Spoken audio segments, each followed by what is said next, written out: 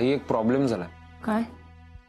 ती चिठ्ठी बाबांनी पुरावा म्हणून पोलीस स्टेशन मध्ये दिली। आता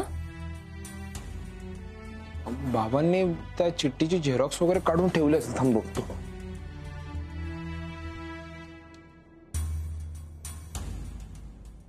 बघू मला बघू।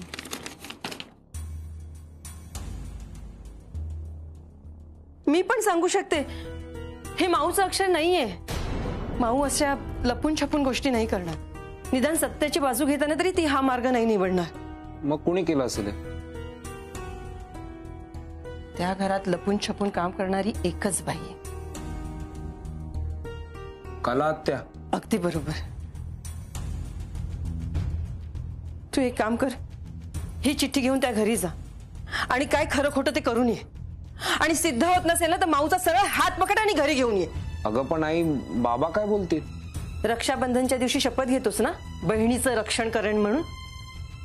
मग आता ती वेळ आली, जा उठ, निघ निघ।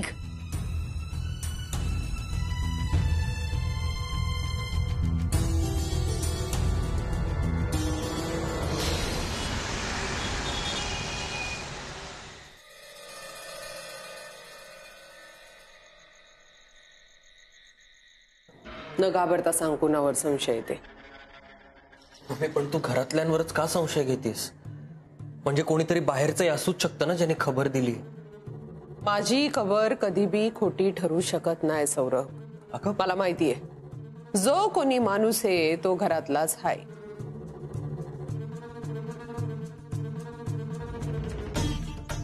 त्यामुळे कस्तुरी पटापट सांग। मम्मी हे सगळे घरातले लोक आहेत, कुणाचंही नाव घेतलं तरी त्यांच्यावर आरोप करण्यासारखं आहे। तुला एक गोष्ट सांगते, आपण एखाद्यावर प्रेम करतो ना तेव्हा एकदम जीवापाड प्रेम करतो, न विचार करता। तेव्हा घाबरायची जरूरत नाही। जे पण आहे ते स्पष्टपणे बोलून टाक पटापट।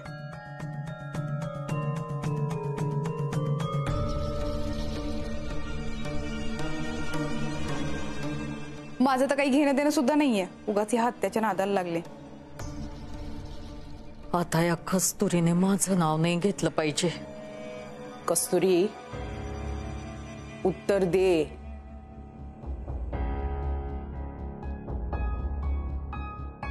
घरातल्या कुणालाही शिक्षा मिळाली तरी मला आवडणार नाही, पण आता जर मी कुणाचं नाव घेतलं तर बाबांना न्याय मिळणार नाही। कस्तुरी एवढा वेळ लागतोय तुला सांगायला? पटापटा सांग, मला ती व्यक्ती माहितीये कोण आहे ते। कोण आहे? मला ना आता शरदराव आणि सपना दोघांवर जास्त लक्ष ठेवावं असं वाटतंय।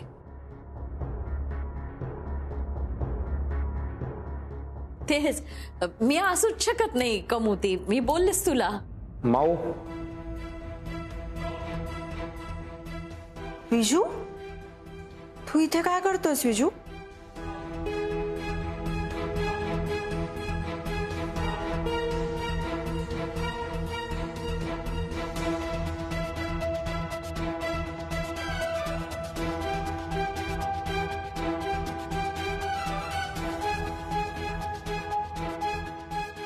माऊ मी ते खरं खोटं करायला आलो। खरं खोटं? पण तुला काय माहिती कोणी काय केलंय? हे बघ माऊ मला सगळं माहितीये। विजू तू उगाच कोणाचंही नाव घेऊ नकोस, गडबड होईल। अगं पण माझ्याकडे पुरावा आहे। अरे हो पण तरी सुद्धा। कस्तुरी ए कस्तुरी बोलू देत त्याला। बोल रे।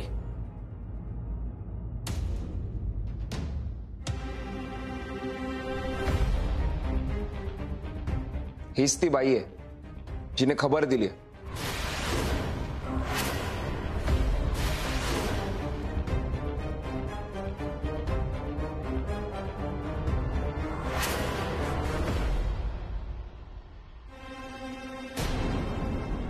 त्या तू केलंयस हे?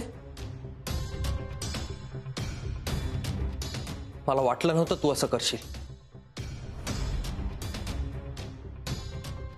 आत्या, आज तुमच्यामुळे माझ्या बाबांची नोकरी गेली.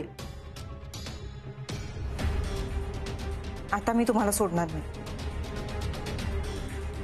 कला, तुला सांगत होतो ना 2 वेळचं जेवण मिळतंय तर समाधान मान. पण नाही, तुला सगळे हाव सुटले आहे ना. आता भोग आपल्या कर्माची फळं.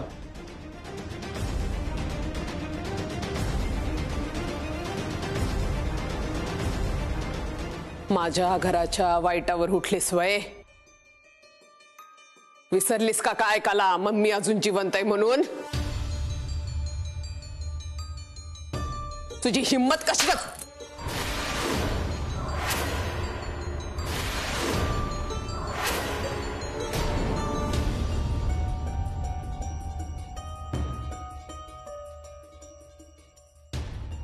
विजू,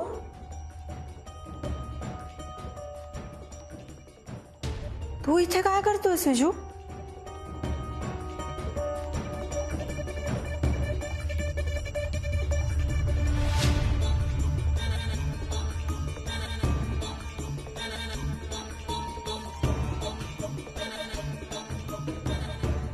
मी ते खरं खोटं करायला आलोय. खरं खोटं? पण तुला काय माहिती कोणी काय केलंय? कोणी? त्याआधी मला मावशी थोडं एकांतात बोलायचं. बरं ठीक आहे, तुम्ही दोघं एकमेकांशी बोलून घ्या.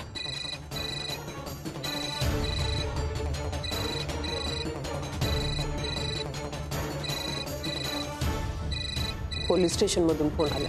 मी बोलतो ना त्या. मला बोलू दे. तुम्ही इथंच थांबायचं.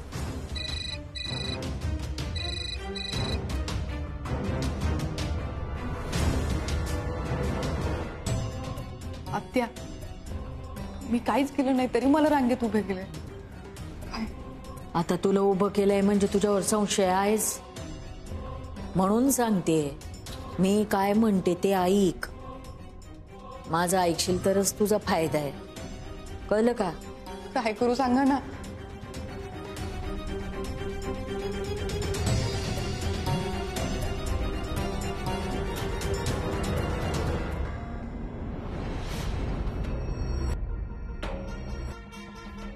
माऊ, मला तुझ्याकडून उत्तर हवं. असं काय झालं की तू बाबांच्या विरोधात गेलीस? विजय, अरे इथे काय झालं ना हे तुलाही माहिती नाहीये. बघा, तुम्हाला माहित नाहीये तिथे बाबांची काय अवस्था झाली. आता मला बोलावं लागतंय कारण आहे ना, सिच्युएशन हाताबाहेर गेले. भाऊ, मला तुझ्याशी बोलायचं. I am so sorry. मी यांच्या समोर नाही बोलू शकत. विजू, सौरभ माझा नवरा आहे. जसं मला त्याच्या आयुष्यातलं सगळं माहिती आहे तसं त्यालाही माहीत हवं. आणि आम्ही एकमेकांपासून काहीही लपवू शकत नाही. तू बोलू शकतोस. हे बघ माऊ, मला आहे ना. ठीक आहे कस्तुरी, आता विजयचं तुझ्याशी बोलणं जास्त महत्वाचं आहे. मी बाहेर थांबतो. अरे पण सौरभ. कस्तुरी, तुम्ही बोला, मी आहे बाहेर.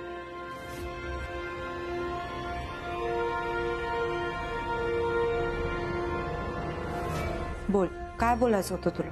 माऊ, काय झालंय तुला? तू अशी का वागतेस? हे बघ, तुझ्या अशा वागण्याने ना बाबांचा स्वतःवरचा विश्वास उडत चाललाय. आणि तू ऐकलंस ना त्या चाळीत केवढा तमाशा झाला. जी माणसं बाबांना कधी नजर वर करून पण बघत नव्हती ना, ती माणसं आज बाबांना बोलायला लागले. हो विजू, पण तुला कळत कसं नाहीये? मी जे काही पोलिसांना सांगितलं ना ते सांगणं गरजेचं होतं. माऊ, तुला काय झालं मला खरंच कळत नाहीये यार. तुला या घरातली गुंडगिरी आवडत नव्हती म्हणून तू घर सोडून आली होतीस ना आमच्याकडे. आणि अचानक अशी काय जादू झाली, ही लोक तुला आवडायला लागले? विजू, काही जादू वगैरे झालेली नाहीये. मी मम्मींना त्यांचा विश्वास तोडणार नाही असं वचन दिलं होतं. आणि या घरातली सगळी समीकरणं आता बदलतायत. मम्मी बदलतायत. तुला जसं वाटतं तसं हे घर राहिलेलं नाहीये आता. बघ, मला या घराबद्दल काही ऐकायचं नाही. मला फक्त बाबांची काळजी. आणि हाच फरक आहे आपल्यामध्ये. मुलीचं लग्न झालं ना की तिला दोन्ही घरं सांभाळावी लागतात. आणि तेच करतेय मी. विजू, मला बाबांची काळजी आहे रे, पण तेवढीच मला सौरभच्या बाबांची सुद्धा काळजी वाटते. आजपर्यंत या घरात कधी घडलं नाही ते पहिल्यांदा या घरात घडलंय. हिम्मत कशी झाली या लोक. मला तर काळजी वाटून राहिली या सगळ्याचा भाईवर काय परिणाम होणार आहे. मम्मी मला पण फार काळजी वाटते. म्हणजे भाईला आणखीन काही झालं त्याच्यावरती वाईट परिणाम झाले तर आता कुठे आपला भाई बरा होतोय मम्मी. शिवा, सोडणार नाही, सोडणार नाही. एक बी पोलीस असेल याच्यामध्ये त्याला सोडणार नाही. मम्मी हा सुरू. तू इथं का आलायस? कस्तुरीला एकटं सोडून तू कशाला आलास नाही इथं? नाही, ती एकटी नाहीये, विजय आहे ना तिच्या बरोबर. उगाच माझ्यामुळे त्यांना बोलता आलं नसतं म्हणून मी इकडे आलो. तुला काय वाटतंय का, कोण असेल दोषी? कोण असेल दोषी? 3 माणसांवर संशय आहे माझा. पहिली तर ती कला, 3 असेल तर मग सपना, नाही तर मग शरदराव. नाही शरदराव? मम्मी मला नाही वाटत ते शरदराव असं काही करतील. म्हणजे शरदराव प्रामाणिक माणूस आहे शिवा, पण त्यांची बायको जेव्हा समोर येते तेव्हा त्यांचा प्रामाणिकपणा कुठेतरी तेल लावत जातो. हे पण बरोबर आहे. मग सपना? सपना मीच घेऊन आले खरं तर घरी हिला, पण जाणवतंय मला लई दिवसात तिच्या स्वभावात जो काही बदल होतोय ना तो मला जाणवतोय. पण असं एकदम नाही. पण काय बी असो, जो बी दोषी आहे ना त्याला रंगे हात पकडला पाहिजे. आणि रंगे हात पकडायचा असेल तर आपल्या जवळ काही ना काहीतरी पुरावा पाहिजे. पुरावा शोधण्यासाठी सापळा रचला पाहिजे. काय सोडणार नाही. माऊ, ही चिठ्ठी तू पुरणपोळ्यांचा डब्बा पाठवला होतास त्यात मिळेल.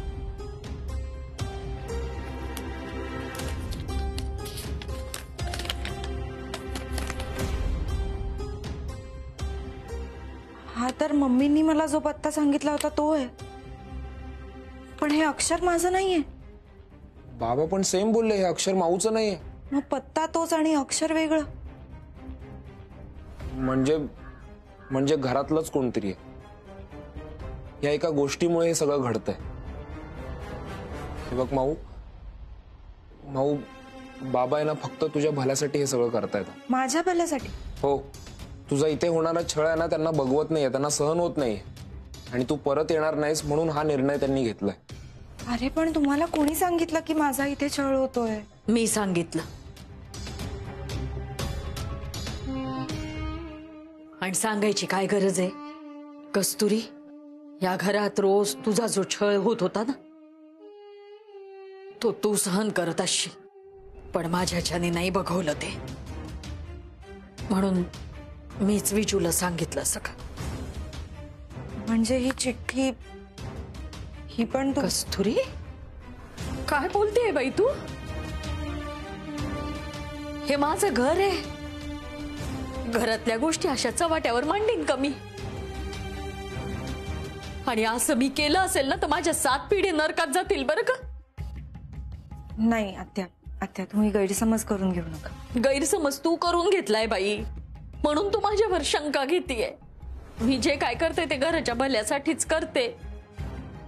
मग मला मेसेज करून कोण विचारत असतं? कोणते मेसेज?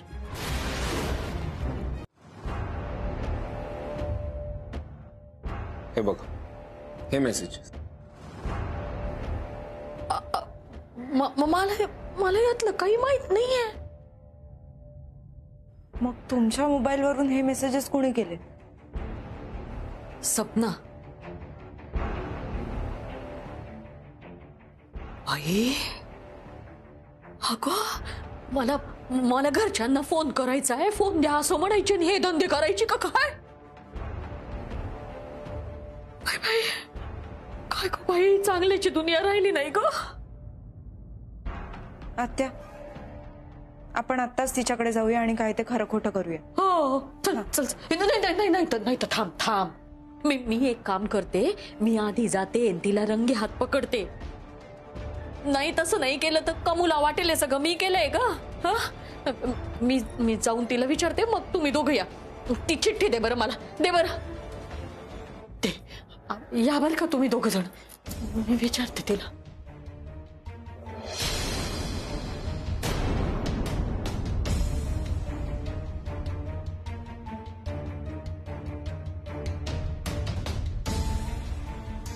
सपना, काय कठीण आलाय ग बाई. म्हणजे जरी चिठ्ठी कोणी लिहिलीये कळलं ना, तरी सुद्धा तू या घरात राहणं मुश्किल आहे. कारण मी पकडले गेले तर तूही पकडली जाशील ना.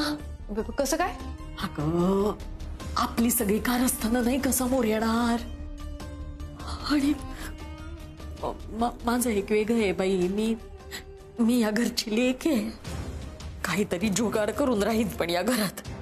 पण तू कमूला जर कळलं का तुला चिठ्ठी कोणी लिहिली हे माहितीये तर ती तुला जिवंत नाही सोडणार बाई. चांगलंच फसवलं आत्या तुम्ही मला. मी आत्ताच्या आत्ता मम्मीकडे जाते, माफी मागते आणि सांगते माझं चुकलं, मला माफ करा. हा, जा जा जा, घे विषयाची परीक्षा घे. तुला काय वाटतं ती मनानं एवढी मोठी आहे का हरिश्चंद्र का माफ करेल तुला? हा, अगं बाई, हा माफी मागायचा विचार सोडून दे. तू माफी मागायला जाशील आणि तिच्या तावडीत सापडशील.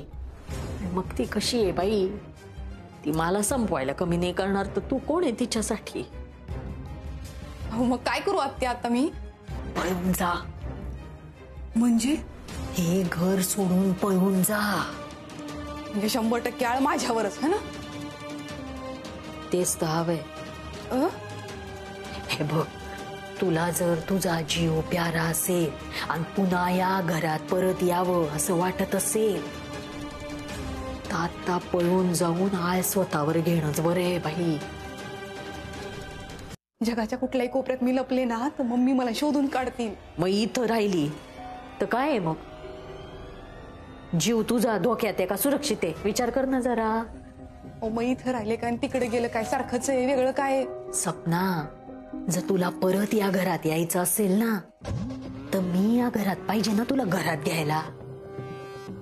म्हणून मी आत्ता या घरात राहणं गरजेचं आहे आणि तू बाहेर जाणं गरजेचं आहे. सपना, विचार काय करते बाई, आपल्याकडे वेळ नाही. पण काही गडबड झाली तर मी तुला वचन दिलंय का नाही? काय एकदा का हे घर माझ्या ताब्यात आलं तुला राणीसारखी ठेवीन. तुझ्या हाताखाली 4 नोकर असतील, सगळे निर्णय तू घेशील. पण हे सगळं नंतरच झालं ग. पण आधी आत्ता ही जी परिस्थिती आलीये त्या परिस्थितीत आधी तुला पळून जावं लागेल, मग नंतर हे दिवस पाहू शकशील तू. पण आत्या तुम्ही नक्की? 2 दिवसात तुला या घरात परत नाही आणली ना तर नावाची कला नाही, मारली पदराला गाठ. ठीक आहे. सपना, किती ग साथ दिली मला. हा बाई, तुझी साथ नसती तर काय हो, हा इतकं सगळं करू शकले असते कमी. आपल्याला अजून खूप दूरपर्यंत एकमेकींबरोबर राहायचंय, साथ द्यायची. म्हणून ना आता पळून जा म्हणते ग. हा, जा जा. हा, मी घेते सांभाळून सगळं. जा.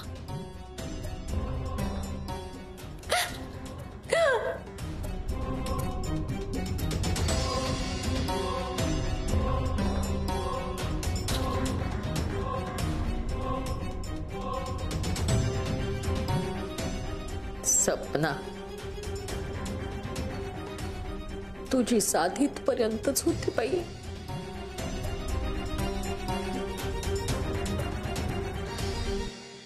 सुरू हे कस्तुरी आणि विजय एवढा वेळ काय बोलत असतील? माहित नाही, पण बोलू दे त्यांना. त्यांच्यात गैरसमज झाले, ते लवकर दूर झाले ना आपल्यासाठी चांगले. सुरू, मी काय म्हणते, तू जरा एकदा बघून येतोस का बाबा? मी बघतो ना मग. नाही थांबा शिवादा, मी बघतो.